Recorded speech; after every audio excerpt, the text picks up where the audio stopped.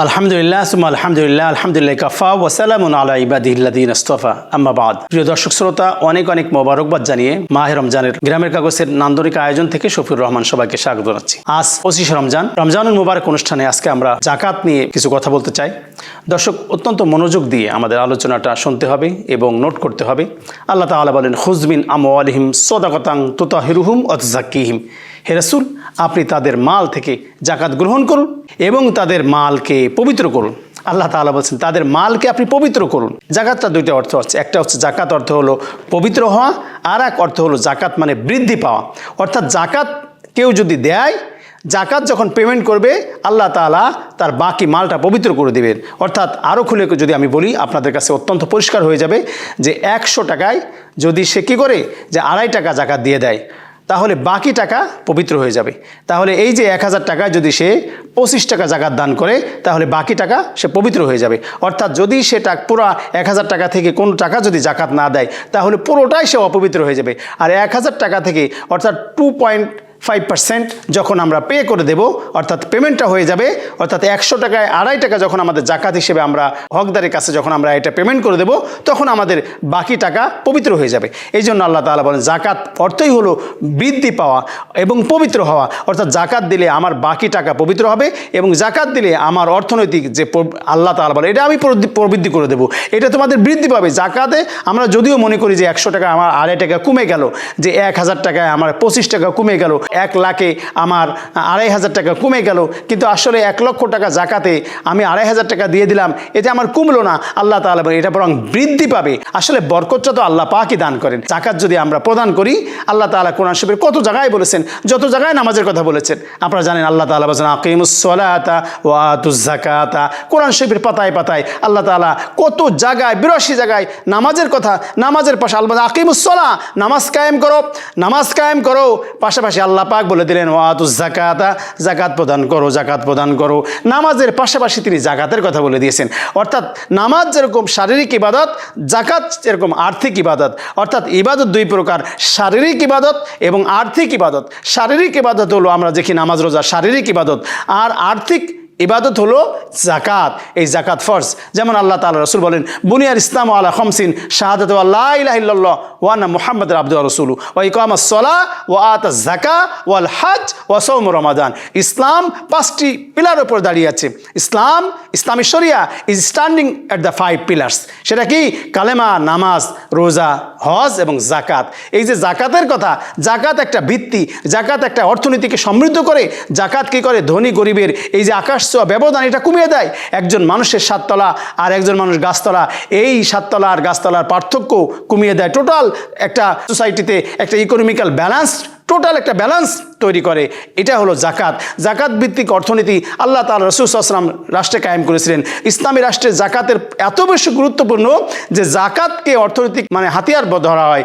যে ধনীর কাছ থেকে, বাংলাদেশেও যদি ধনীদের কাছ থেকে হাজার হাজার বিলিয়ন বিলিয়ন কোটি টাকা জাকাত বাংলাদেশ সহ পৃথিবীর মুসলিম বিশ্ব থেকে আদায় হবে।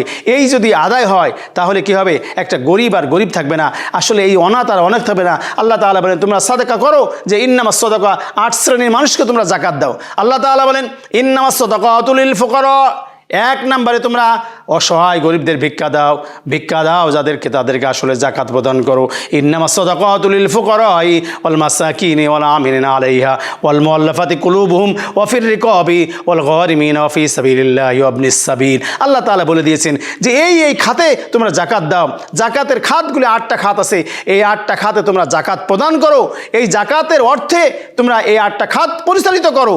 তাহলে তোমাদের সমাজবদ্ধ, আজকে আমাদের সমাজের যে ভোকা নাঙ্গা দরিদ্র শ্রেণী আছে, এই যে অসহায় শ্রেণী আছে, সর্বহারা শ্রেণী আছে, এই শ্রেণীতে যদি জাকাতের টাকা দিয়েও যদি প্রবৃদ্ধি করা যেত, জাকাতের টাকা দিয়ে যাদেরকে আসলে সমাজে প্রতিষ্ঠিত করা যেত। আল্লাহ রাসূল সাল্লাল্লাহু আলাইহি ওয়াসাল্লাম, আমরা যেরকম জাকাত দিই, কি জাকাতের ভিত্তিকে আমরা মনে করি কি জাকাত হয়তো কেউ একটা শাড়ি দেয়, একটা লুঙ্গি দেয়। না, এটা তো জাকাতের বিধান না যে আপনি একটা শাড়ি দিবেন, একটা লুঙ্গি দিয়ে দিবেন। অর্থাৎ গরিব আরও গরিব পোষা, এই যে আমরা বছরের পর বছর জাকাত দিয়ে একটা শাড়ি লুঙ্গি দিয়ে গরিবই থেকে যায়, এই গরিব পোষা জাকাত না, বরং দারিদ্র বিমোচনে জাকাত। এই উদ্দেশ্যে রাসূল সাল্লাল্লাহু আলাইহি ওয়াসাল্লাম আপনারা জানেন মদিনায় একসময় এমন একটা সমাজ আল্লাহ রাসূল প্রতিষ্ঠা করেছিলেন যে জাকাত নেওয়ার মতো লোক আর খোঁজা পাওয়া যেত না। আজকে আমাদের সমাজে 1 গ্রাম থেকে যদি আমরা ধরি যে 1 গ্রামে জাকাত যদি 10 লাখ টাকা ওঠে, তাহলে ওই গ্রামে হয়তো 2 জন গরিব আছে, অসহায় আছে।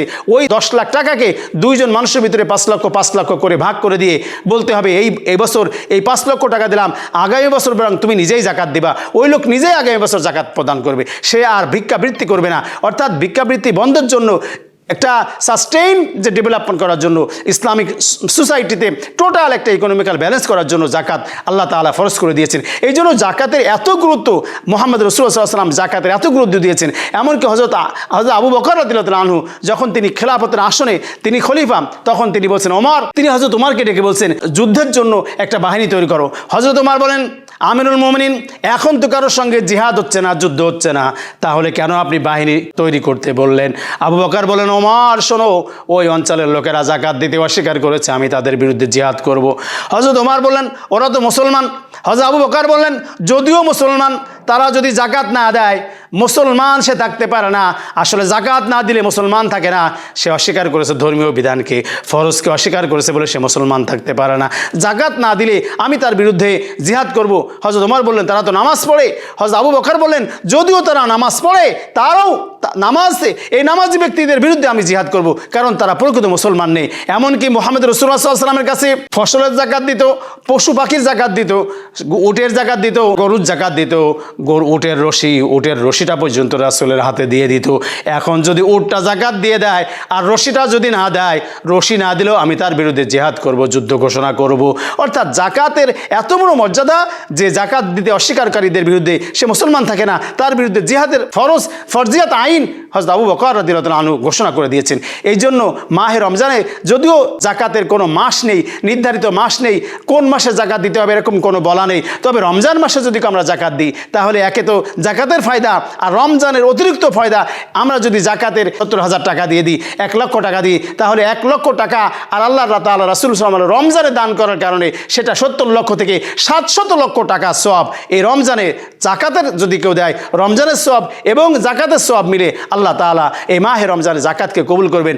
আসুন, যাদের উপরে জাকাত ফরজ হয়েছে আমরা অবশ্যই যেন আমরা এই জাকাত প্রদান করি। আল্লাহ তাআলা কোরআন শরীফের যেরকম ফরজিয়াত আইন দিয়ে জাকাতের বিধান করেছেন, আমরা এরকম গুরুত্ব দিয়ে জাকাত প্রদান করি। আল্লাহ তাআলা তৌফিক দান করুন, আমিন। ওয়া আখিরু দাওয়ানা আলহামদুলিল্লাহি রাব্বিল আলামিন। আসসালামু আলাইকুম ওয়া রাহমাতুল্লাহি ওয়া বারাকাতুহু।